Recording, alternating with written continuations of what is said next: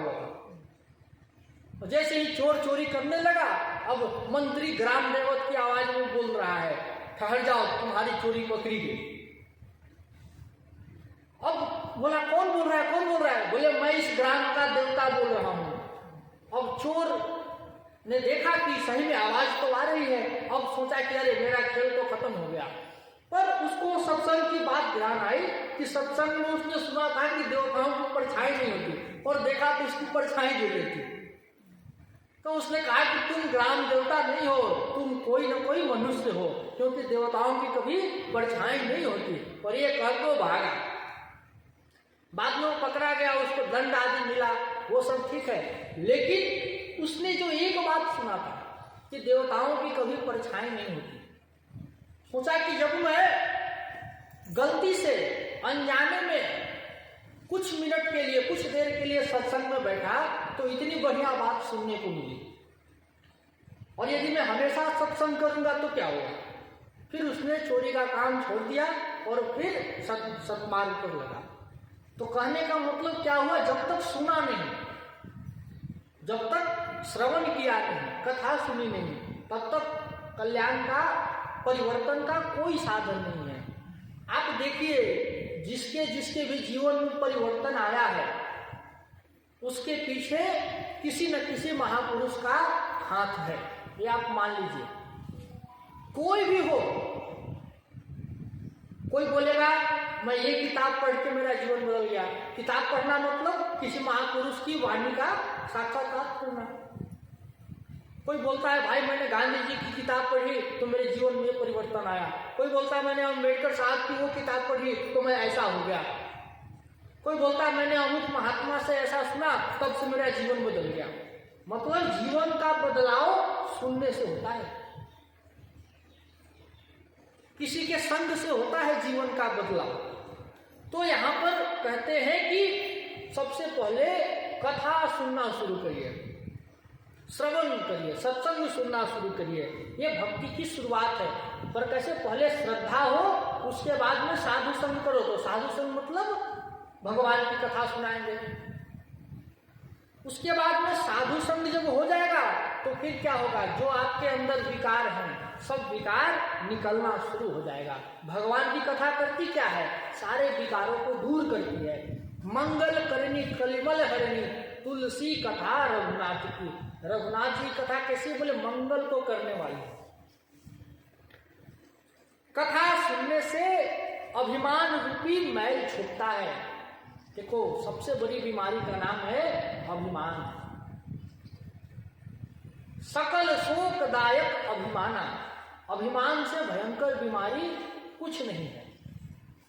तिमिर गयो रवि देख के, मोह गयो गुरु ज्ञान, और कियो करायो सब गयो जब आया अभिमान। एक बार अभिमान आ गया तो समझिए आप भगवान से 100 कोस दूर हो गए। भगवान को अभिमान बिल्कुल पसंद नहीं है। कवितावली में गोस्वामी जी एक पद लिखते हैं, क्या है, गुमान गोविंद ही भावत नाही। गोविंद को गुमान पसंद नहीं है। और उन्होंने उदाहरण दिया है, पर अभी हम उस विषय को नहीं उठाएंगे। सूरदास जी लिखते हैं सूरसागर में, राजीव लोचन गर्व पहाड़ी। भगवान राजीव लोचन कैसे हैं, गर्व पहाड़ी हैं, गर्व का हरण करने वाले। किसी का अभिमान हो तो भगवान उसका ऑपरेशन करते हैं। और अभिमान काहे का, बोले 5 प्रकार का अभिमान होता है। किसी को जाति का अभिमान है, किसी को विद्या का अभिमान है, किसी को उसकी महत्व का अभिमान है, किसी को रूप का अभिमान है, किसी को यौवन का अभिमान है। ये 5 प्रकार के अभिमान भी बताए। तो ये 5 प्रकार के अभिमान भजन में बाधक बनते हैं। लेकिन अगर कोई ये सब छोड़ दे तो उसका कल्याण हो जाए।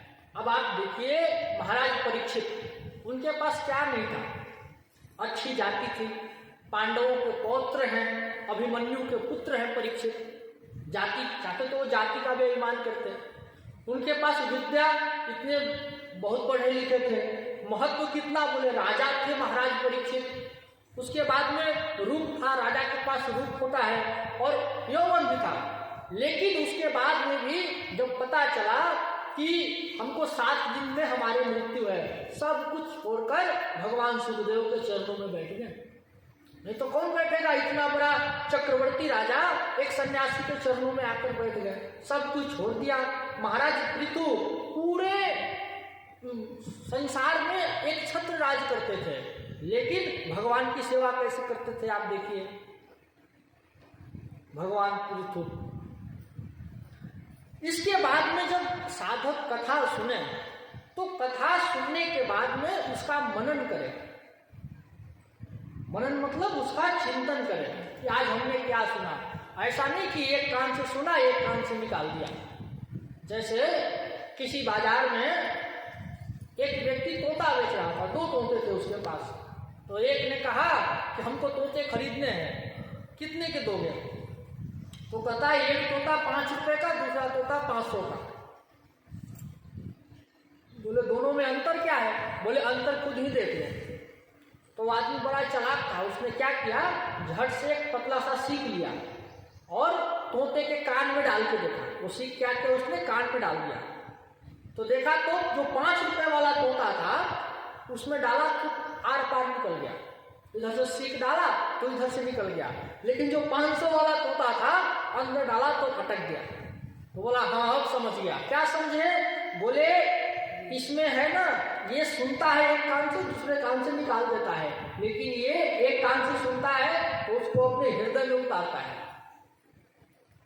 जैसे द्रोणाचार्य जी ने अपने शिष्यों को पढ़ाया, क्या बोले बेटा सत्य का सत्य बोलो, सत्यम वद, सत्य बोलो। बोले सब याद करके आना। बोले ठीक है गुरुदेव। अगले दिन सबने कहा याद है? सब कहते हाँ गुरुदेव। बोल सुनाओ पाठ। बोले सत्य बोलो, सत्य बोलो। लेकिन जब धर्मराज युधिष्ठिर से पूछा गया तो कहा कि गुरुदेव मुझे अभी तक पाठ याद नहीं हुआ। बोले क्यों? ठीक है कल याद करके आओ। अब कल भी हुआ, युधिष्ठिर हाथ जोड़ लेते बोलते थे गुरुजी हमको याद नहीं हुआ। तीसरे दिन चौथे दिन तो द्रोणाचार्य ने कहा कि युधिष्ठिर तुम क्या कर रहे हो, तुम्हारे सब भाइयों ने याद कर लिया और तुमको अभी तक याद नहीं है। तो युधिष्ठिर कहते हैं कि गुरुदेव जब तक आपके पढ़ाए हुए पाठ को मैं जीवन में उतार नहीं लूं तब तक मैं उसको याद किया हुआ नहीं समझता। समझ रहे ना? जब तक जीवन में उतर न जाए तब तक वो पाठ याद होने जैसा ये बात होते। तो उसके बाद में मनन करना। जैसे आपके लिए अगर कहा गया है कि जैसे कई बार महाराज जी बताते हैं कि मंदिर में कभी भी खाली हाथ नहीं आना चाहिए। हो सकता है एक में एक फूल की पत्ती लेकर आइए और आप लोग बोले ठीक है महाराज जी हम याद कर लिए, और अगली बार से खाली हाथ याद, तो उसको ऐसा नहीं कहा जाएगा। एक फूल क्यों न हो, फूल की पत्ती, तुलसी, कुछ न कुछ खाली हाथ मंदिर में नहीं आना चाहिए। खाली हाथ किसी के घर नहीं आना चाहिए। आप कहीं रिश्तेदारों में कहीं भी जा रहे हो हमेशा भरे हाथ जाना चाहिए। तो इस तरह से होती है। और उसके बाद में जब आप कथा को मनन करेंगे, सुनने के बाद जब मनन होगा तो उसके बाद में आपके अंदर सद्गुण प्रकट होने लगेंगे। अब कौन कौन से सद्गुण प्रकट होंगे? तो आपके अंदर दया भाव आ जाएगा, दया प्रकट हो जाएगा। फिर आप किसी को अपने सामने तरफते हुए नहीं देख सकते हैं। भजन का मतलब सिर्फ माला लेकर हरे कृष्ण करना नहीं है। भजन का एक मतलब दया भी है। मैं एक आदमी को जानता हूँ 64 माला रोज करता है और सामने कुछ भी अगर जहरीला वस्तु आ जाए तुरंत चप्पल निकाल के मार दे। वैसा भजन किसी काम का नहीं है जो किसी प्राणी की जान ले ले। आप कहेंगे तो बोलेंगे कितना भजन करता है, जब देखो तब हरे कृष्ण करता रहता है और सामने कुछ दिखे अगर कोई जहरीला चीज तुरंत चप्पल निकालता सीधा मार देता।